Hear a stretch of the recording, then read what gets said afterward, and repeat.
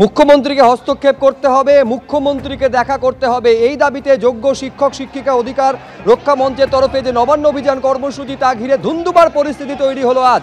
এবং সর্বশেষ পাওয়া খবরে 20 জনের একটি প্রতিনিধি দল ঠিক করা হয়েছে, যারা নবান্নের দিকে যাচ্ছেন। মুখ্য সচিব দেখা করার অনুমতি দিয়েছেন বলে আন্দোলনকারীদের দাবি।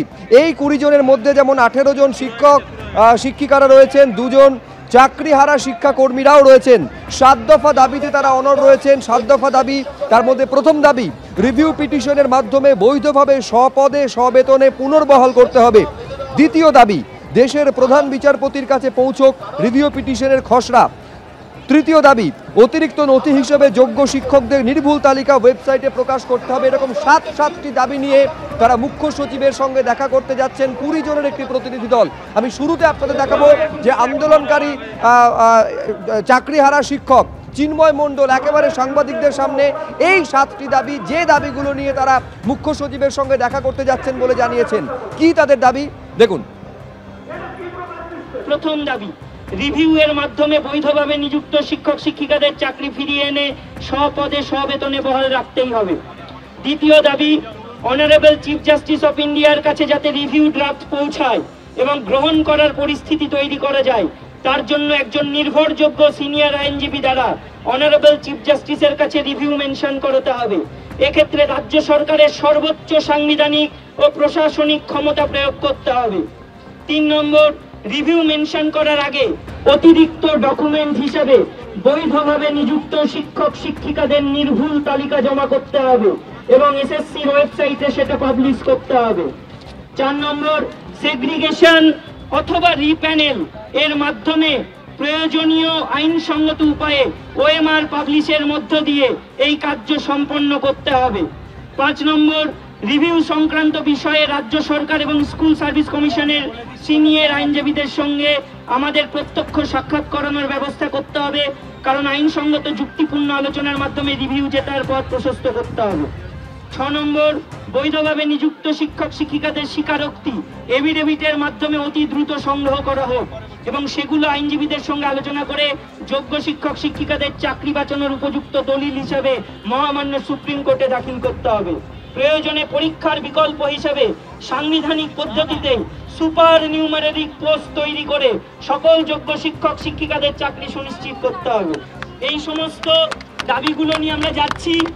শিক্ষাকর্মী যারা রয়েছেন, শিক্ষাকর্মীদের পুনর্বহাল, তাদের যোগ্য অযোগ্য তালিকা প্রকাশ, এটার দাবিও থাকবে এবং এটার উদ্দেশ্যেও আমাদের যাওয়া। এই মুহূর্তে আমরা দেখতে পাচ্ছি যে পুলিশের সঙ্গে ধস্তাধস্তি শুরু হয়ে গিয়েছে। পুলিশের সঙ্গে ধস্তাধস্তি শুরু হয়ে গিয়েছে। এই মুহূর্তে চাকরি প্রার্থীরা তারা এগোনোর চেষ্টা করছেন। পুলিশের সঙ্গে কিন্তু ধস্তাধস্তি শুরু হয়ে গিয়েছে।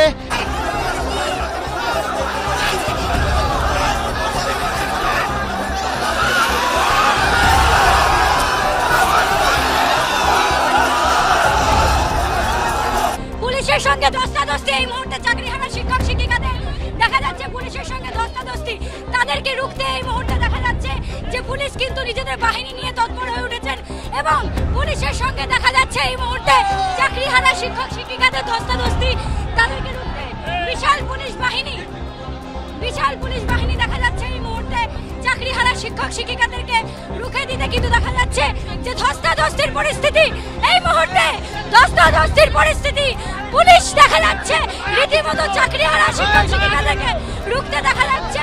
রীতিমতো ধস্তাধস্তি, পুলিশ মারছে, পুলিশে মারছে আমাদের, পুলিশে মারছে আমাদের, পুলিশে মারছে। দেখুন আপনারা দেখুন, পুলিশে মারছে আমাদের, দেখুন পুলিশে মারছে। বিশাল পুলিশ বাহিনী এই মুহূর্তে দেখা যাচ্ছে চাকরিহারা শিক্ষক শিক্ষিকাদেরকে একেবারে রুখে দিতে। এই যে মল্লিক ফটকের যে রাস্তা, সেই রাস্তার মাঝখানে দেখা যাচ্ছে যে চাকরিহারা শিক্ষক শিক্ষিকাদেরকে রুখতে পুলিশ কিন্তু বাহিনী নিয়ে এই মুহূর্তে দেখা যাচ্ছে নেমে পড়েছে। চাকরিহারা শিক্ষক শিক্ষিকাদের সঙ্গে পুলিশের এই মুহূর্তে দেখা যাচ্ছে পুলিশের সঙ্গে রীতিমতো ধস্তাধস্তিতে জড়িয়ে পড়েছেন চাকরিহারা শিক্ষক শিক্ষিকারা। তাদেরকে রুখে দেওয়ার জন্য নিরন্তর প্রয়াস চালিয়ে যাওয়া হচ্ছে পুলিশের পক্ষ থেকে। হাতে ঢাল নিয়ে রীতিমতো তারা তাদেরকে রুখে দেওয়ার চেষ্টা করছেন। হাতে ঢাল নিয়ে পুলিশ হিউম্যান চেইন করে তাদেরকে আটকানোর চেষ্টা করছেন। আমাদের এই 1.5 বছর পরে নবান্ন অভিযান কেন দরকার পড়ছে? আপনারা কেন করলেন না আলোচনা? বিগত দিনে অনশন করে দাবি রেখেছিলাম আপনার সাথে আলোচনায় বসতে চাই, 5 জন গিয়ে বসতাম, কোনো অভিযান হতো না। তাহলে আপনারাই তো আমাদেরকে ইনস্টিগেট করলেন এই অভিযানে। আপনারা কোর্টে গিয়ে লড়াই করছেন দুর্নীতির পক্ষে, দুর্নীতিকে প্রমোট করছেন কেন, কিসের জন্য? তাহলে সেটা একটাই কারণ আপনারা ওই দুর্নীতিগ্রস্ত যারা তারা টাকা দিয়েছে আপনাদের, তার পক্ষ নিয়ে লড়ছেন, তাদের দিকটা দেখছেন, আমাদের দিকটা দেখছেন না। দেখা যাচ্ছে যে পুলিশের সঙ্গে হাতাহাতি বেঁধে গিয়েছে, র্যাব কমব্যাট ফোর্স থেকে শুরু করে ধাক্কাধাক্কি শুরু হয়ে গিয়েছে, উত্তেজনার পরিস্থিতি এই মুহূর্তে ধীরে ধীরে উত্তপ্ত হচ্ছে পরিস্থিতি। চাকরিহারা শিক্ষক শিক্ষিকাদের সঙ্গে রীতিমতো টানা হাজরা, এবং তারই সঙ্গে দেখা যাচ্ছে যে চাকরিহারা শিক্ষক শিক্ষিকাদের পথ রোখার জন্য এখানে বিশাল বাহিনী মোতায়েন করা হয়েছে। তারা নিজেদের মধ্যে হিউম্যান চেইন করে তাদেরকে আটকানোর চেষ্টা করছেন, এবং নিরন্তর সেই প্রয়াস দেখতে পাচ্ছ যে চাকরিহারা শিক্ষক শিক্ষিকাদেরকে এই রাস্তা দিয়ে কোনোভাবেই যেতে দেওয়া হবে না। এবং সে কারণেই কিন্তু দেখা যাচ্ছে ধস্তাধস্তির পরিস্থিতি। চাকরিহারা শিক্ষক শিক্ষিকাদের যে ম্যাটেডোর এবং তার সঙ্গে তাদের যে বাহিনী এদিকে আসার চেষ্টা করছিল, তাদেরকে কিন্তু পুলিশ বাহিনী আটকে দিয়েছে। হাতে ঢাল নিয়ে পুলিশের বাহিনী প্রস্তুত ছিল, ঢাল দিয়ে কিন্তু তাদেরকে সরানো হচ্ছে এই রাস্তা থেকে।